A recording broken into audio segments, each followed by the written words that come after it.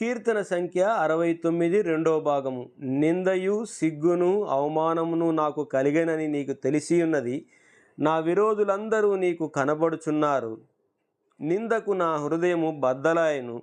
నేను బహుగా కృషించి ఉన్నాను. కరుణించు వారి కొరకు కనిపెట్టుకొంటిని గాని ఎవరునూ లేకపోయిరి.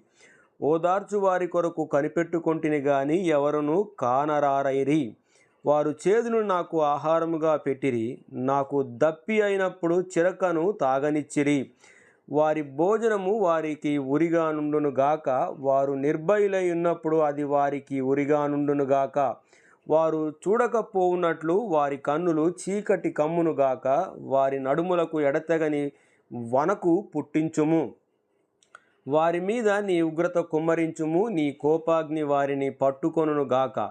వారి పాలెము పాడవును గాక. వారి గుడారములలో ఎవరునూ ఉండకపోవును గాక. నీవు మొత్తిన వానిని వారు తరుముచున్నారు. నీవు గాయపరిచిన వారి వేదనను వివరించుచున్నారు. దోషము మీద దోషము వారికి తగులనిమ్ము. నీ నీతి వారికి అందనియ్యకుము. జీవగ్రంథములో నుండి వారి పేరును తుడిపిపెట్టుము. నీతిమంతుల పట్టీలో వారి పేరులు వ్రాయకుము. నేను బాధపడిన వాడనై వ్యాకులపడుచున్నాను. దేవా, నీ రక్షణ నన్నుద్ధరించునుగాక. కీర్తనలతో నేను దేవుని నామమును స్తుతించెదను. కృతజ్ఞతాస్తుతులతో నేనాయన్ను ఘనపరిచెదను.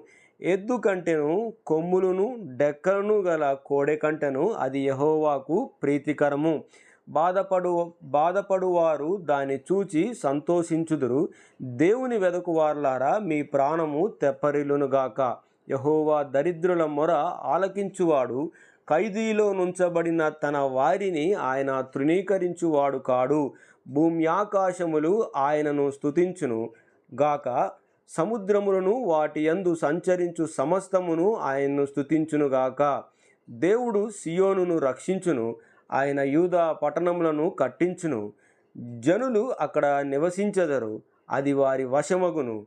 ఆయన సేవకుల సంతానము దానిని స్వతంత్రించుకొనెను.